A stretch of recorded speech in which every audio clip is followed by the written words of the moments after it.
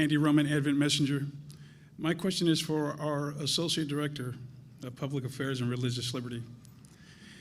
With the upcoming nomination of Jonathan Berry as Solicitor of the U.S. Department of Labor, and the rise of other Christian nationalists who have secured key appointments in government, and many have openly expressed for the return of blue laws. They advocate for the legal establishment of Ten Commandment displays, and they're seeking to mandate public prayer in schools.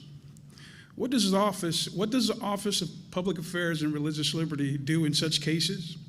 Does it monitor? Does it write letters, meet with officials, and formally express concern?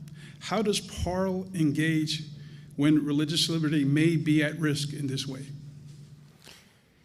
Nationalism has been a solid trend around the world, where countries rise to say that we have a particular religion and we will bring the values of that religion through as much as possible through all the means possible. There are some countries where different religions have brought many limitations on minority groups, especially minority religious groups, and limited their ability to operate within a country, affecting laws, affecting many different areas. I will not mention those countries, but there are. You see this in various parts of the world. More in the West, you have another form of nationalism that rises. And what we need to be very watchful of is the tyranny of the majority, where if the majority believes one particular thing, everyone should believe that particular thing. If everyone does a certain thing, there's no room for people to express their conscience, express their religion, and express their speech in other areas.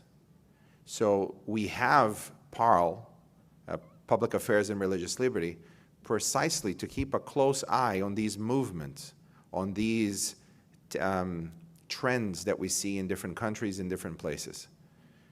Thankfully, our new director of Public Affairs and Religious Liberty has worked many years of his life in this field, and I look forward to learning from him exactly how he wants to observe and how he wants to interact and how he wants to act within this space. Dr. Nelu Burcha has a lot of experience. He has a lot of solid academic ground that we can build upon. And he has many connections around the world, both Adventist and otherwise, in places of public influence. There are many Daniels and many Josephs in the Adventist church around the world. And we also rely on their expertise, their wisdom. There are many lawyers that we rely on, depend on, many judges that are Adventists that are seeing different trends. And that is a network that we have all around the world. Many people have religious liberty focus a lot in the United States, but this is a global concern.